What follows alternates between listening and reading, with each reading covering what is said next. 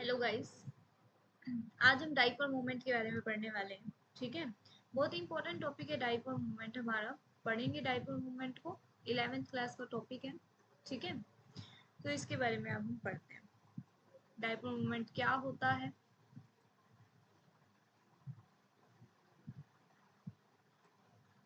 और ये किस काम आता है, कैसे हमें इसका इस्तेमाल करना है। ठीक है, तो डाइपोल मूवमेंट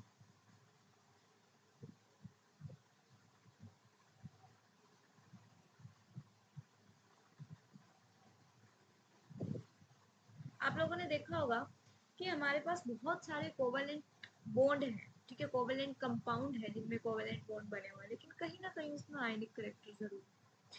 कोई भी कम्प्लीटली 100% कोवेलेंट नहीं होता, 100% आयनिक नहीं होता, उसमें कहीं ना कहीं आयनिक करेक्टर जरूर होता है। ठीक है, उस आयनिक करेक्टर को अगर हमें निकालना है तो हमें डाइपोल मूवमेंट की जरूरत पड़ती है। ठीक है, ये बहुत ही एक इसका बेसिक सा फंक्शन है, आयनिक करेक्टर को निकालना। ठीक है, ये हेल्प करता है आयनिक करेक्टर निकालने में।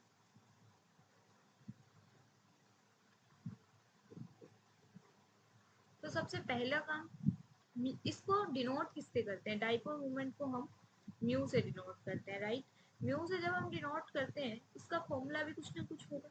इसका फॉर्मूला क्या होता है, क्यू मल्टीप्लाई डिस्टेंस। ठीक है, अब क्यू क्या है और डिस्टेंस क्या है, इसके बारे में देख लेते हैं। क्यू जो हमारा है वो क्या है, चार्ज है।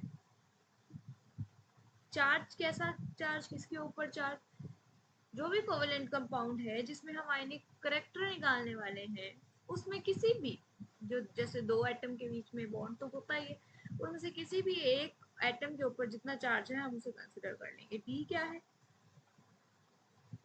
डी डिस्टेंस है उन एटम्स के बीच का। ठीक है, तो देखते हैं कैसे कैसे इसे निकालते हैं। और क्या कहता है डाइपोल मूवमेंट, डाइपोल मूवमेंट जो है एक वेक्टर क्वांटिटी है। वेक्टर क्वांटिटी है यानी कि इसकी कोई ना कोई तो डायरेक्शन होगी। राइट, तो क्या इसकी डायरेक्शन है,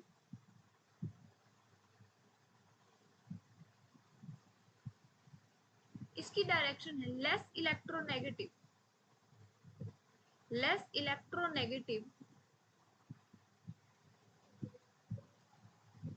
टू मोर इलेक्ट्रोनेगेटिव।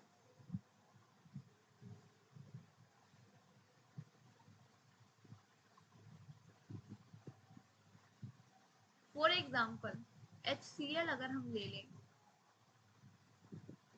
HCl में हम सभी को पता है इलेक्ट्रोनेगेटिव कौन ज्यादा है, हमें पता है हमारा जो Cl है वो ज्यादा इलेक्ट्रोनेगेटिव है। राइट, तो इसके ऊपर हम लगा देंगे डेल्टा नेगेटिव, एंड हाइड्रोजन के ऊपर क्या आ जाएगा, डेल्टा पॉजिटिव, हम सभी को पता है।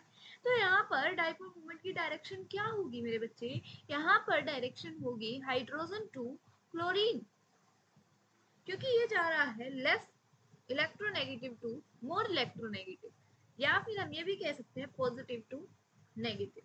राइट, अब इसके बाद हमें क्या करना है, हमें इनके अलग अलग एग्जांपल्स लेने हैं किस तरीके से हम डाइपोल मूवमेंट निकाल सकते हैं। ठीक है, एक चीज और देखना है, अगर हमारे पास कोई लोन पेयर आ जाता है तो उसकी डायरेक्शन क्या होगी।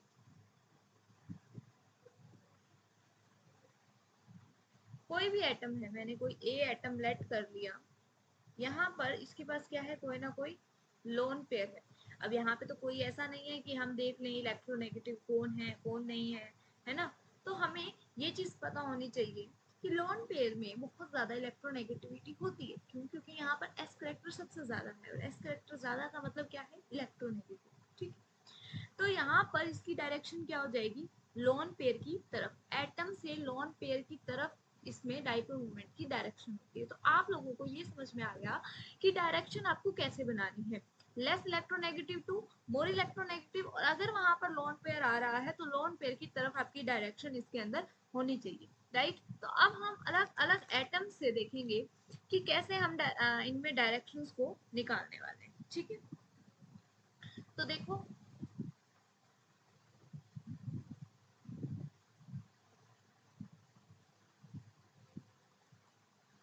Just a second.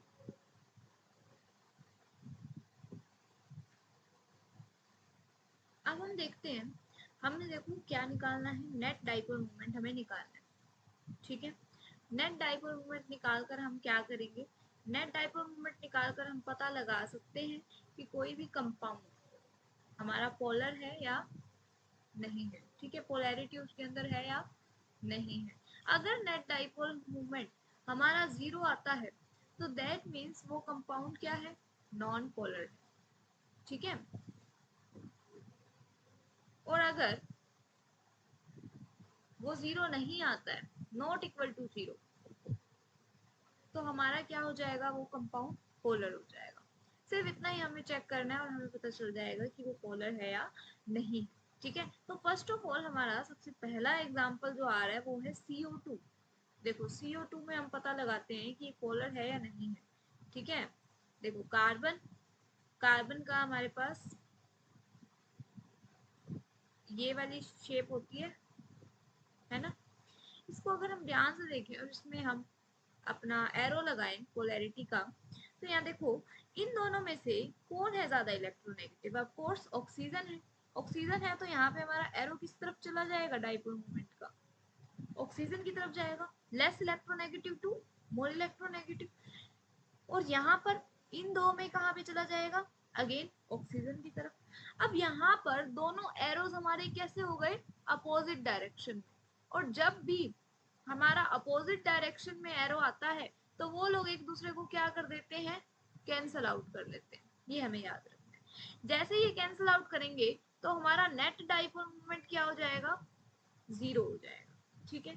अगर नेट डाइपोल मोमेंट 0, तो मैंने क्या बताया, नेट डाइपोल मोमेंट 0 तो हमारा ये क्या हो जाएगा, कंप्लीट मॉलिक्यूल क्या हो जाएगा, नॉन पोलर, ठीक है। उसके बाद कुछ ना कुछ ये इंडिविजुअल भी तो इनका डाइपोल मोमेंट है, कार्बन और ऑक्सीजन का, इसको हम क्या बोलेंगे, देखो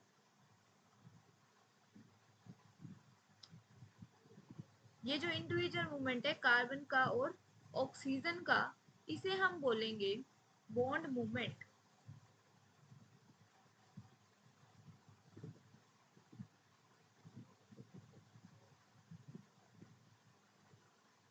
ओके। ये याद हो जाएगा। हमें जो इंडिविजुअल है अकेले का उसको हम बॉन्ड मूवमेंट बोलेंगे, और जो कंप्लीटली नेट डाइपोल मूवमेंट निकल रहा है वो क्या हो जाएगा हमारा, हमें पोलैरिटी के बारे में बताएगा कि वो पोलर होगा या वो नॉन पोलर होगा, ठीक है। यही चीज हमें करनी है। उसके बाद देखो नेक्स्ट जो हमें करना है वो देख लेते हैं।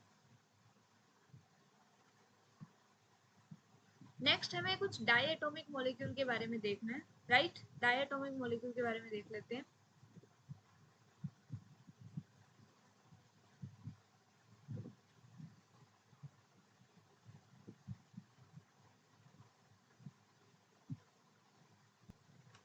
नेक्स्ट डाइपोल मोमेंट हम डायटोमिक के बारे में देखेंगे, ठीक है, डायटोमिक मॉलिक्यूल्स के बारे में।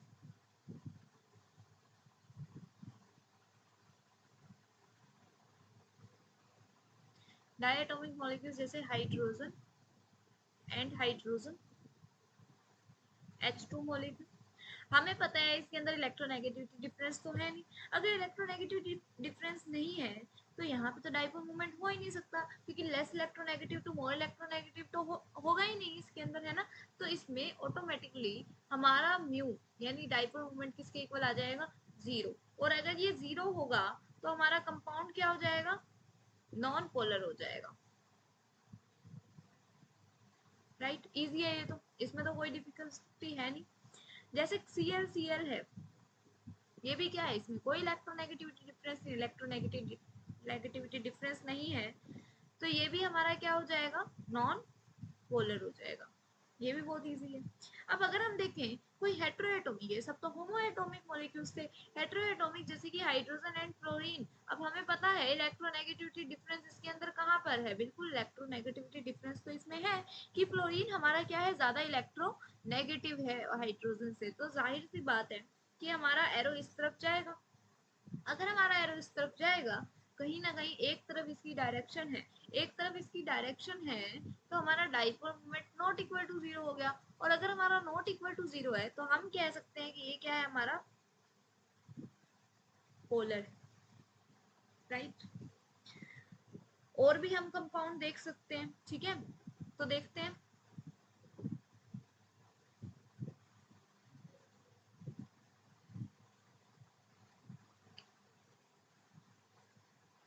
और कंपाउंड देख लेते हैं।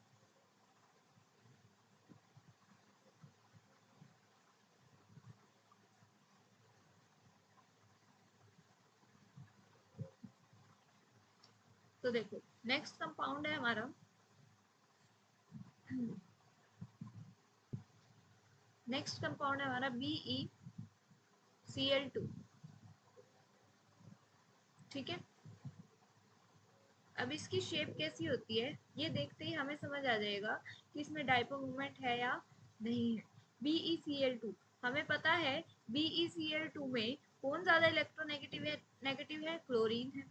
तो यहाँ से इस तरीके से बन जाएगा। अगेन डायरेक्शन क्या है हमारी, अपोजिट है।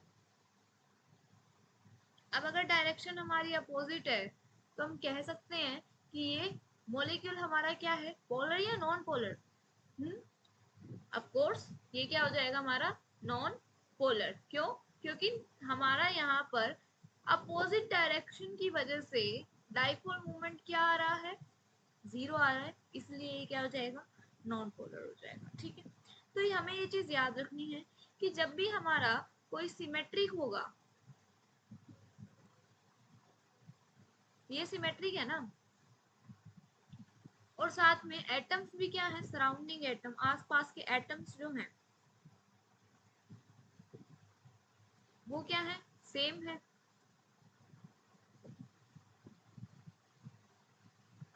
एटम्स भी सेम है, सिमेट्रिक भी है, तो इसमें हमारा म्यू क्या रहेगा, जीरो रहेगा, ठीक है। ये बात हमें याद रखनी है। उसके बाद नेक्स्ट हमारे पास आता है BF3। BF3 के बारे में देख लेते हैं। नेक्स्ट देख लेते हैं BF3।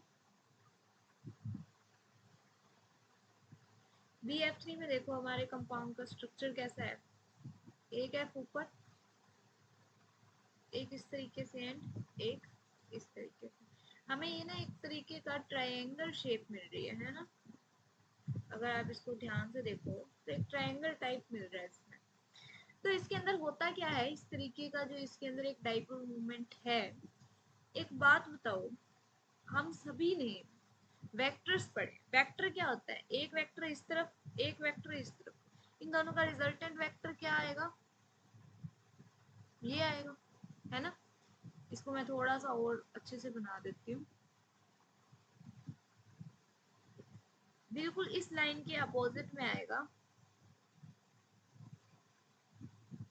ये, ठीक है। और एक लाइन मेरी यहाँ पे, इन दोनों का रिजल्टेंट तो ये वाला हो गया। अब ये दोनों क्या है, एक दूसरे के अपोजिट है। अगेन अपोजिट है तो हमारा डाइपोल मोमेंट क्या आ जाएगा, जीरो। और अगर डाइपोल मोमेंट जीरो है तो हमारा कंपाउंड क्या आ जाएगा, नॉन पोलर, राइट।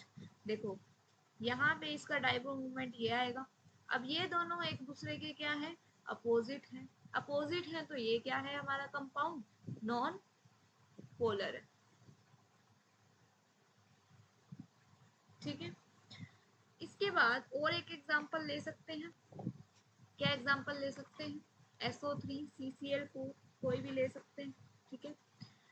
अब यहाँ पर हम लेके देखते हैं CCl4 एग्जांपल, ठीक है। CCl4 के अंदर क्या है, देखो CCl4। अब यही एक पहले जो रूल बताया उसको याद रखना, क्या, कि अगर सिमेट्री हो और सराउंडिंग एटम सेम हो, इसकी शेप कैसी होती है ना, कि दो एटम आपके इस साइड में मिलेंगे, ठीक है, और इसी के अपोजिट दो एटम मिलेंगे, ठीक है। इसी अकॉर्डिंग देखो मैं इसको थोड़ा सा ड्रॉ करने की कोशिश करती हूँ। टेट्राहेड्रल है, एक तरफ आपके एटम इस तरीके से होंगे, ठीक है, जिसका रिजल्टेंट यहाँ आएगा।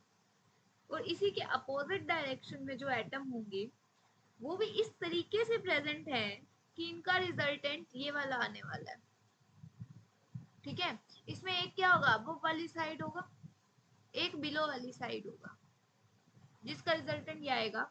और अपोजिट डायरेक्शन की वजह से म्यू हमारा क्या हो जाएगा, 0 हो जाएगा। एंड अगेन यहाँ पर सराउंडिंग एटम्स क्या है, सराउंडिंग एटम हमारे सेम है। अगर सराउंडिंग एटम सेम नहीं होंगे तो हमारा म्यू 0 नहीं आएगा, हमारा डाइपोल मोमेंट 0 नहीं आएगा। अब इसके बाद हम देखते हैं आयनिक करैक्टर हमें कैसे निकालना है, परसेंटेज आयनिक करैक्टर। इसका एक फॉर्मूला है परसेंटेज आयनिक करैक्टर निकालने का। क्या फॉर्मूला है, ऑब्जर्व्ड डाइपोल मोमेंट, जो डाइपोल मोमेंट हमने क्या किया है, ऑब्जर्व किया है, ऑब्जर्व डाइपोल मोमेंट डिवाइड में एक्सपेरिमेंटल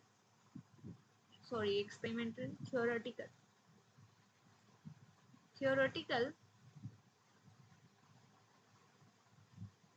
डाइपोल मोमेंट, मल्टीप्लाई करेंगे इसको 100 से, ठीक है। हमारा जो ये डाइपोल मोमेंट है ऑब्जर्व वाला, ये क्या है, एक्सपेरिमेंटल है, यानी ये तो हमें निकालना नहीं है, क्वेश्चन में ही गिवन होगा, ठीक है, एक्सपेरिमेंटल।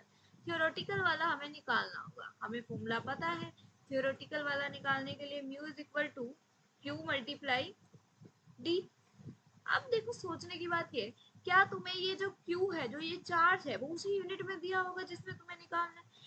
मोस्टली म्यू को हम किस यूनिट में निकालते हैं, डेबे में, ठीक है। आप लोगों ने देखा भी होगा डी से हम इसको डिनोट करते हैं, डेबे। लेकिन इसको निकाला कैसे जाएगा, उस अकॉर्डिंग हमारी जो ये चार्ज है, जो डिस्टेंस है, उसकी भी तो यूनिट इस अकॉर्डिंग होनी चाहिए कि हमारा म्यू निकल के आए डेबे में, ठीक है। तो चार्ज तो हमें किस में दिया होगा, किसकी फॉर्म में दिया होगा, इलेक्ट्रॉन्स की फॉर्म में, इतने इलेक्ट्रॉन्स इधर से उधर गए हैं, है ना। इसको हम जब ESU में लिखते हैं तो हमारी वैल्यू आती है 4.8 multiply 10 raise to power -10 ESU। और इसको जब हमें डेबे में कन्वर्ट करना होता है तो हम क्या करते हैं, देखो हमारे पास यहाँ पर वैल्यू जो है mu is equal to q multiply d है, राइट। क्यू हमारा किस में है, ESU में, ESU में ले रहे हैं, डी हम किस में ले रहे हैं, सेंटीमीटर में ले रहे हैं। तो इसको अगर मैं लिखूं ESU मल्टीप्लाई सेंटीमीटर और डिवाइड कर दूं किससे, 10 रेज टू पावर -18 से, तो इस यूनिट को हम प्रॉपर क्या बोलने वाले हैं, डेबिट, जिसमें हमें निकालना है, ठीक है। तो इसकी न्यूमेरिकल हम लोग बाद में डिस्कस करेंगे किस तरीके से इसको सॉल्व करना है। बट यहाँ पर जो चार्ज है, अगर चार्ज डिफरेंस, मैं आपको एक एग्जांपल दे देती हूँ। अगर HCl लिया हुआ है तो यहाँ पर हम मान के चलेंगे ये कंप्लीटली आयनिक है। वैसे तो देखो एक चार्ज जो है वो सिर्फ अट्रैक्शन इलेक्ट्रॉन्स को अट्रैक्ट करने की कोशिश कर रहे हैं, जिसकी वजह से यहाँ partial positive and partial negative charge है। लेकिन हमें क्या मानना है, हमें मानना है इसको कंप्लीटली आयनिक। यहाँ पे जो हम थियोरेटिकल वाला लिखने वाले हैं इसमें हमें इसको कंप्लीटली आयनिक मानना है। कंप्लीटली आयनिक मानने से क्या होगा, इस पे पॉजिटिव एंड इस पे नेगेटिव चार्ज आ जाएगा, ठीक है। अब यहाँ पर चार्ज डिफरेंस कितना आ गया, 1 इलेक्ट्रॉन का। अब 1 इलेक्ट्रॉन में हमारा ESU में कितना बन जाएगा, charge 4.8 multiply 10 raise to power -10 ESU। अगर 2 इलेक्ट्रॉन होते तो 2 से मल्टीप्लाई कर देते, 3 होते तो 3 से मल्टीप्लाई कर देते। वही चीज हम इस फॉर्मूले में पुट करेंगे, क्यू की वैल्यू, डिस्टेंस आपको गिवन होगी, ठीक है। आपका थियोरेटिकल निकल आएगा, ऑब्जर्व्ड आपको गिवन होगा, मल्टीप्लाई 100 से करके आप बस परसेंटेज आयनिक करैक्टर निकल आएगा किसमें, कोवेलेंट में। इसके हम नेक्स्ट वीडियो में ट्राई करेंगे इसके क्वेश्चन, ठीक है। बाकी डाइपोल मोमेंट के लिए आज इतना ही था। Thank you very much.